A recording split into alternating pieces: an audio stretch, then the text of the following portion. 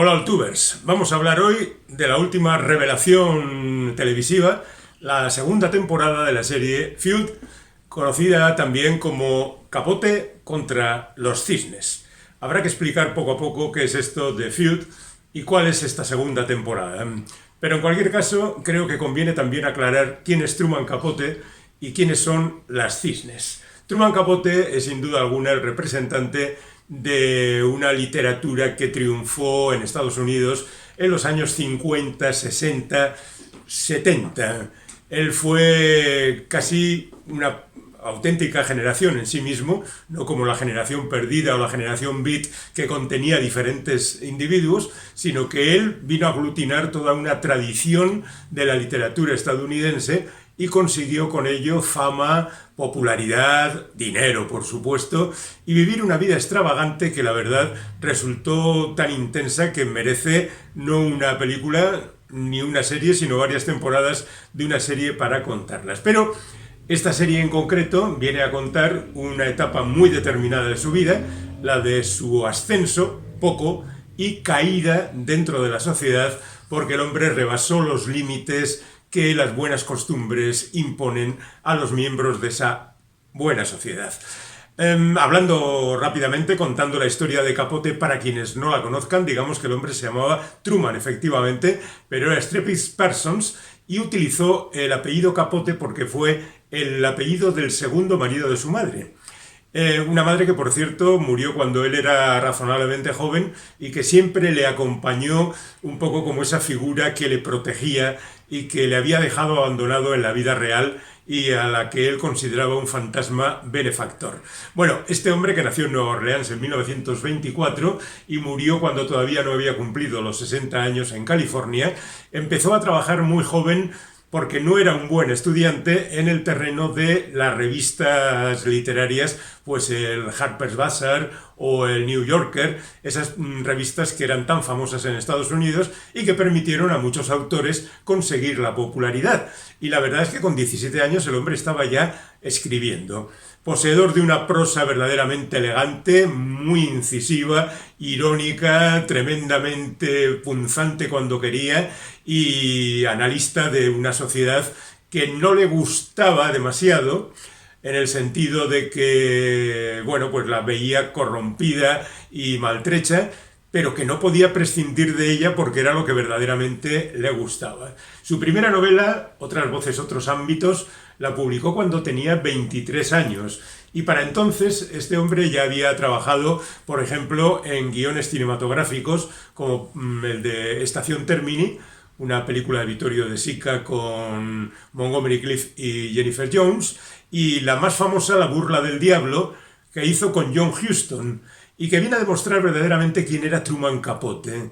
Un escritor que cuando se ponía a ello hacía obras maestras, pero que cuando se le iba la olla, se le iba de manera definitiva. La burla del diablo es una película absurda de un director tan potente como John Huston, con un reparto deslumbrante que incluye a Jennifer Jones y Humphrey Bogart y a un montón de secundarios de la época y también de otras gentes famosas, y que está considerada pues una rareza en la historia de Huston y en la de Truman Capote. En el año 51 publica El arpa de hierba, que es, digamos, su confirmación, y a partir de ahí él sigue trabajando tanto en la narrativa, en la ficción, como en reportajes periodísticos. Es muy famoso El Duque en sus dominios, un trabajo que hizo sobre la figura de Marlon Brando, en la que no le dejaba precisamente bien, pero Brando, que era un tipo también al que se le iba la pinza, pues supo aceptarlo tranquilamente. Definitivamente sentó las bases de su fama gracias a la novela corta Desayuno en Tiffany's, que publicó en 1958 y que 3 años más tarde fue llevada al cine por Blake Edwards en aquella deslumbrante película que aquí se tituló Desayuno con diamantes, protagonizada por Audrey Hepburn y por George Pepper. Bueno, la película fue un éxito, la novela fue un éxito y él ya se sintió lanzado definitivamente a la fama y miembro de aquella sociedad que tan bien le trataba. Pero ya el colmo fue cuando publicó su siguiente novela, porque este hombre, a pesar de seguir publicando otras cosas, se volvió un poco loco con la historia de dos asesinos que habían matado a una familia de forma verdaderamente sorprendente, en el sentido de que no había razones más allá de robar una miseria. Estamos hablando de la América profunda, de los Estados Unidos del campo, y estos dos individuos podían encuadrarse dentro de aquello que se llamó, por otros motivos y en otro contexto, la banalidad del mal. Capote entró en contacto con ellos, sobre todo con uno de ellos, y verdaderamente les exprimió hasta descubrir cuál era la esencia de aquel asesinato. Y con todo ello publicó A Sangre Fría. Sangre Fría es lo que él llamó non-fiction novel, una novela de no ficción. No es el inventor del género, aclarémoslo, pero sí es el que le da el empujón definitivo. Y además, al año siguiente de publicar la novela, se hace una magnífica película dirigida por Richard Brooks, que es verdaderamente escalofriante y que también está a la altura del original. Y Capote ya se vuelve loco. Cree que ha conseguido estar por encima del bien y del mal y empieza a cometer errores. Por ejemplo, él se hace rodear de una serie de señoras de la alta sociedad porque él era muy divertido, un locuelo que estaba continuamente metiendo el dedo en el ojo, hablando mal y bien a medias de las diferentes representantes de la sociedad. Era el típico individuo que tenía que estar en una fiesta porque si no, no eras nada. Si hacías una fiesta y no iba Truman Capote, lo hacías en Nueva York, eras una ruina.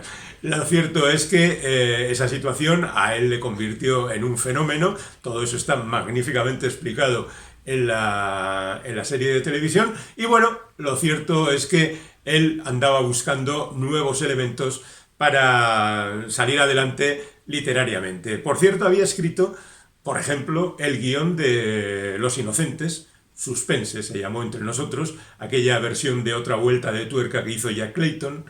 Magnífica película, fantástico guión.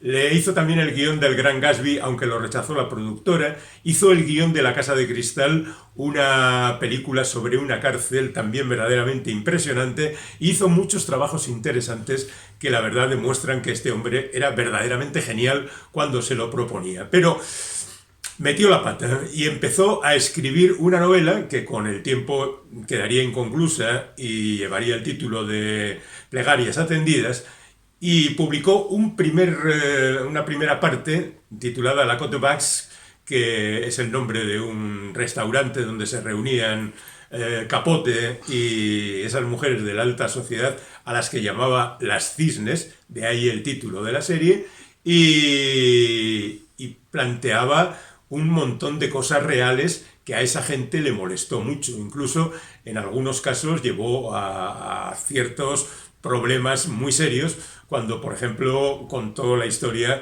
de la muerte de uno de los maridos de una de esas mujeres, y que quedó rápidamente apartada de la sociedad. Llevó a muchos dramas, a mucho sufrimiento, y el propio Capote sufrió con ello. Bueno, pues esta historia del abandono de la alta sociedad de Capote es lo que viene a contar la serie. Por cierto, Capote, como digo, moriría poco tiempo después. No terminó la novela nunca. Hay 3 fragmentos con los que ha sido publicada. Es la parte de la novela que ha sido publicada. La tenéis a vuestra disposición y merece la pena de verdad, pero aquel fue el canto del cisne definitivamente de Truman Capote, aunque seguía escribiendo para periódicos y demás porque había que vivir. Y luego murió de manera sorprendente en casa de una de esas cisnes, a la que había ido a refugiarse porque ella le proporcionaba lugar para descansar y lugar para escribir, y de la noche a la mañana tuvo una enfermedad inmediata que lo mató por sorpresa cuando tenía 59 años. Vamos ahora con la serie televisiva. La serie televisiva se titula Feud, que viene a ser algo así como conflicto, enfrentamiento, y tiene una primera temporada realizada en 2017, ya famosa, que está hecha con el rigor habitual de las series que organiza Ryan Murphy, del que hablaremos inmediatamente. Esa primera temporada está dedicada al enfrentamiento entre Joan Crawford y Bette Davis en el rodaje de la película ¿Qué fue de Baby Jane?, a principios de los años 60.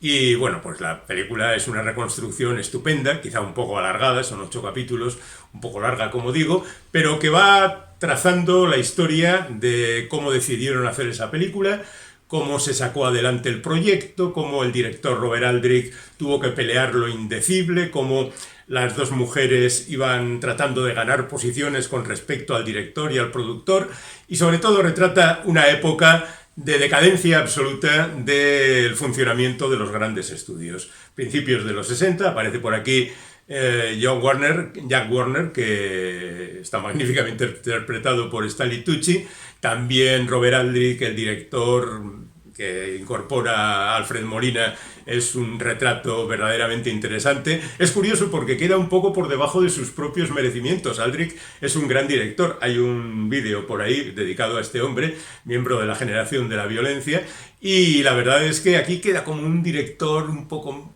menos incisivo que lo que fue en realidad, ¿no? Aparece Catherine Zeta-Jones haciendo de Olivia Havilland y por supuesto tenemos a las dos grandes protagonistas incorporadas por Jessica Lange haciendo de Joan Crawford y Susan Sarandon interpretando a Bette Davis. La maldad y la mala uva de estos personajes es verdaderamente emotiva y muy a disfrutar. Es una serie que ha vuelto de nuevo a las plataformas, con lo cual se puede encontrar razonablemente fácil. Después del éxito de este montaje, Ryan Murphy decidió hacer una segunda temporada contando la historia de desencuentros y desamor del príncipe Carlos, actualmente rey Carlos III de Inglaterra, y la princesa Diana. Pero ahí hubo sus más y sus menos, y sin duda alguna la intervención de la Casa Real inglesa frustró la realización de esta serie. Y el bueno de Ryan se apartó definitivamente de esta historia y dejó la serie en barbecho en espera de encontrar una historia que estuviera a la altura. Y la ha encontrado por fin en esta historia que os digo que cuenta las andanzas de Capote y sus cisnes. Convendría hablar un poco de Ryan Murphy. Ryan Murphy es un productor, showrunner, guionista, director de series fundamentalmente y alguna película, que ha sabido hacerlo francamente bien con algunas historias. Bueno, pues a él le corresponden, por ejemplo, la legendaria Nip Tuck, recordaréis aquel A golpe de bisturí, que era una serie muy extravagante y muy divertida. Después cosas como Glee, por ejemplo, o American Crime Story, American Horror Story, y dentro de poco creo que aparecerán American Love Story y American Sport Story. Hay historias americanas de todo tipo. Y la verdad es que en líneas generales ha hecho cosas muy interesantes. También ha hecho bodrios, como por ejemplo Come, Reza, Ama, que es una película con Julia Roberts y Javier Bardem, que mejor que olvidemos todos. Pero bueno, no se puede estar permanentemente en estado de gracia. Y la verdad es que Ryan Murphy es un hombre que cuida mucho sus trabajos y que incluso contrata a gente capacitada. Por ejemplo, la mayor parte de los episodios de esta serie, sabéis que la serie nunca se sabe muy bien qué parte de cada episodio dirige cada director, pero digamos que en este caso al menos 5 de los episodios o el material correspondiente a 5 de los episodios los ha dirigido Gus Van Sant. Gus Van Sant era el enfant terrible de un tiempo del cine independiente, con éxitos como Dressed Cowboy, My Idaho Privado, Todo por un sueño, hasta que se cruzó en su camino el dinero y empezó a hacer cosas como El indomable Will Hunting, la versión de Psicosis que copiaba la de Hitchcock, e incluso su aparición en Jay y Bob el Silencioso atacan de nuevo, aquella película de Kevin Smith, pues era una parodia de que todo lo hacía por dinero. Pero hay que reconocer que Gus Van Sant es un señor que cuando se pone a hacer el trabajo lo hace francamente bien. Y eso ha repercutido en el look y el impacto de la serie, que es verdaderamente interesante. Y luego se ha rodeado además de un reparto muy potente que incluye a Naomi Watts, que es una de las cisnes, quizá la que tiene mayor protagonismo y la que más quería Truman Capote, Diane Lane, que interpreta a la cisne más vengativa, Claude Sevigny, que es alguien que nunca le abandonó y que también en un momento determinado cayó en desgracia, Calista Flockhart, la protagonista de Ally McBeal, es curioso porque ella interpreta a Lee Radziwill, que fue la hermana de Jacqueline Kennedy y que formaba parte de este grupo también. Es curioso, digo, porque el actor que interpreta a Truman Capote en esta película es Tom Hollander, que aparecía en Ally McBeal. Seguramente lo recordaréis. La verdad es que el hombre lo hace muy bien porque, a diferencia de, por ejemplo, Philip Seymour Hoffman, que interpretó al personaje en Capote, ocupando justamente el arco que utilizó Capote para convencer a los asesinos de A Sangre Fría. Aquel Capote estaba bastante sobreactuado, y Toby Jones, en otra película que se rodó prácticamente al mismo tiempo, Infamous, hizo prácticamente lo mismo. Es verdad que Capote era muy exagerado, pero Hollander yo creo que lo mantiene en un punto, de cierta manera, contenido. También está Demi Moore, que interpreta el papel de la supuesta asesina de su marido, y Molly Ringwald, y también Treat Williams, que murió apenas terminado el rodaje de la serie en un accidente de moto, y al que está dedicado el 4º capítulo de la serie, por cierto. Es decir, un reparto como muy potente y un montaje donde se ha desparramado el dinero. Se ve que ha habido gasto y se ve que ha habido interés y buen trabajo, ¿no? Y bueno, pues la historia empieza con Capote ya convertido en superestrella, y con poco después la publicación de ese fragmento, la Code Bass, que se convierte en un escándalo. Los 2 primeros capítulos de la serie son fantásticos en el sentido de que ponen las cosas en su punto de manera, diríamos que perfecta. Te retrata la sociedad, te retrata los personajes. Si tienes un poquito más de ambición en materia de conocer a los personajes, siempre puedes recurrir a las hemerotecas y buscar quiénes fueron exactamente cada uno de estos personajes, pero la serie lo deja razonablemente claro desde el principio. Luego hay un 3er capítulo que es muy arriesgado, porque está rodado con cámara al hombro y al estilo de un reportaje, y viene a ser cómo se cubre una de las fiestas locas que daba Capote en Nueva York. Y claro, de repente introducir un capítulo que prácticamente todo es en blanco y negro y con pantalla reducida en una serie que alardea también de suntuosidad, pues es un riesgo, ¿no?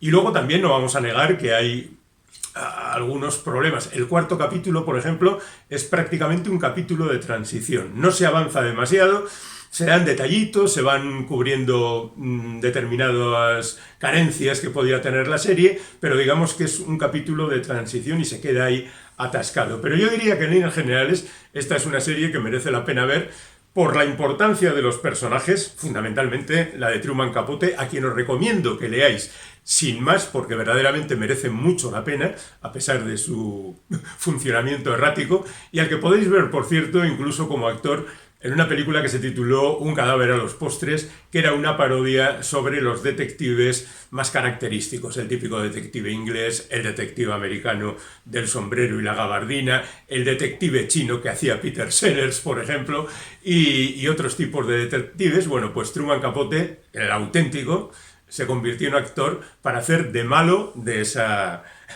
película.